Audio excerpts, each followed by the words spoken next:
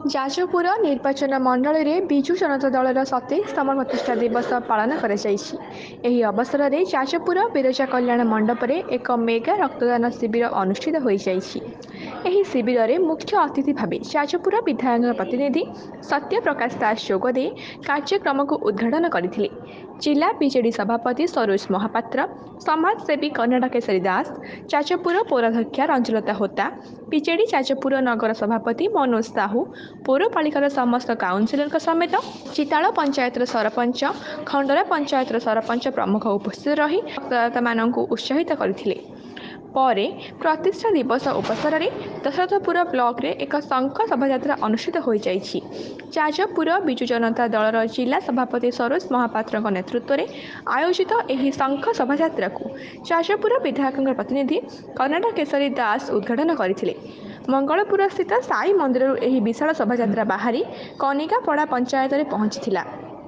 ଏହି କାର୍ଯ୍ୟକ୍ରମରେ ଅନ୍ୟମାନଙ୍କ ମଧ୍ୟରେ ଦଶରଥପୁର ବ୍ଲକ ସଭାପତି ଅଜୟ ମହାନ୍ତି, ଜିଲ୍ଲା ପରିଷଦ ସଭ୍ୟା ମନସ୍ୱିନୀ ଦାସ, ମାମିନା ମଲ୍ଲିକ, ବ୍ଲକ ଅଧ୍ୟକ୍ଷ ଦିଗମ୍ବର ମଲ୍ଲିକ, ଜିଲ୍ଲା ମହିଳା ଫେଡେରେସନର ସଭାନେତ୍ରୀ ସୁଜାତା ସାହୁଙ୍କ ସମେତ ସ୍ଥାନୀୟ ସରପଞ୍ଚ ସମିତି ସଭ୍ୟ ପ୍ରମୁଖ ଉପସ୍ଥିତ ରହି ସହଯୋଗ କରିଥିଲେ।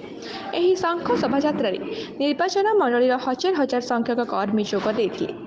ସକାଳେ ଚମ୍ପଇପାଳ ପଞ୍ଚାୟତର ଏକ ଗଣ ଦୌଡ଼ ଅନୁଷ୍ଠିତ ହୋଇଥିଲା। ଆମର ସମସ୍ତ ଦଳୀୟ କର୍ମୀ ମାନଙ୍କୁ शुभेच्छा जनइबी 27तम प्रतिष्ठा दिवस आमर माननीय मुख्यमंत्री नवीन पट्टनायक सब बेले जो बीजेडी रो स्पेशल डे को से सब बेले सेलिब्रेट करिया चाहती विथ ए सोशल वर्क। तेणु आज आमको निर्देश आसला राज्य स्तर रु जे सबु जिले रे सबु निर्वाचन मंडल रे किछि ना किछि सोशल वर्क करे तादरु रक्तदान तो आपण जानिचंती सबुठारु बड़ महत पुण्य काम। तेणु आमे चेष्टा करचु आ जाजपुर निर्वाचन मंडली सबु बेले आगधाड़ी रही चेष्टा करे एवं आज युव छात्र जनता दल तरफ आमर सुंदर जो रक्तदान शिविर होती आम टार्गेट रखीचु 100+ ब्लड जमी हो आज कलेक्शन करूँ एवं जोटा कि लोक मान सेवार निश्चित रूप से लगे। आज हूँ 26 डिसेम्बर जे कि विजु जनता दल 27 वर्ष पूर्व आज प्रतिष्ठा कर आज हूँ 27तम प्रतिष्ठा दिवस। आज विजु युव छात्र जनता दल तरफ जाजपुर बिरजा कल्याण मंडप एक रक्तदान शिविर खोल जाती आमर 101 यूनिट रक्त संग्रह कर लक्ष्य रखा जाए। माननीय मुख्यमंत्री जो देइचंदी वार्ता देइचंदी जे ओडिशावासी केबे भी रक्तहीनता जगू मृत्युवरण करिवनी से अनुसार आज आमर जाजपुर विधायक तथा राज्यर संगठनीय संपादक प्रणव प्रकाश दास निर्देश क्रमे आज बिरजा कल्याण मंडप ठारे एक रक्तदान शिविर करा आज है बीजेडी 27तम प्रतिष्ठा दिवस। आम मुख्यमंत्री वार्ता थिला जे युव समाज माने आगु आसंतु माँ माने आगु आसंतु जाफल आम ओडिशा अग्रगति हो पार ओडिशा प्रतिष्ठित हो पार ताहा आज प्रतिफलित होईची। जाजपुर युव समाज माने माँ माने आज स्वच्छकृत आगु आसिक रक्तदान करचंती जाफल ओडिशार रक्तर अभाव देखादेव नाही। तेणु आज आम जाजपुरवासी आम विभिन्न पंचायतर 10टी पंचायत जाजपुर ब्लॉक विभिन्न पंचायत पिला माने आछंती सहयोग करचंती और स्वच्छाकृत रक्तदान शिविर में जोग देकी माने हस खुशी ये दिवस टी पालन करचंती।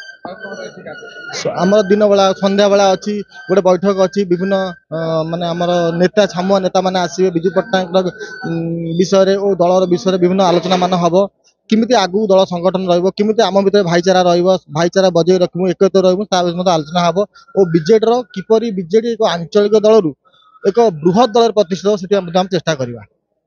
आज 27तम प्रतिष्ठा दिवस रे जाजपुर निर्वाचन मंडली तरफ प्रथम 9टा बेले शुभ उद्घाटन करा जायछि ब्लड डोनेशन कैंप बिरजा कल्याण मंडप ठारे।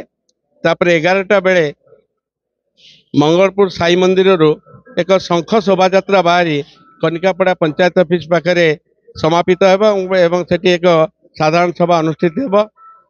पुनराय 4:15 रे यही बिरजा कल्याण मंडप रे जाजपुर निर्वाचन मंडल तरफ 27तम प्रतिष्ठा दिवस महासमारोह पालन कर संध्या 6 घटिका समय हॉकी स्टेडियम पाखे आमर युव छात्र मानकर एक समावेश रही। चंपेपाड़ पंचायत युव छात्र मानकर एक गणदौड़ अनुष्ठित होता।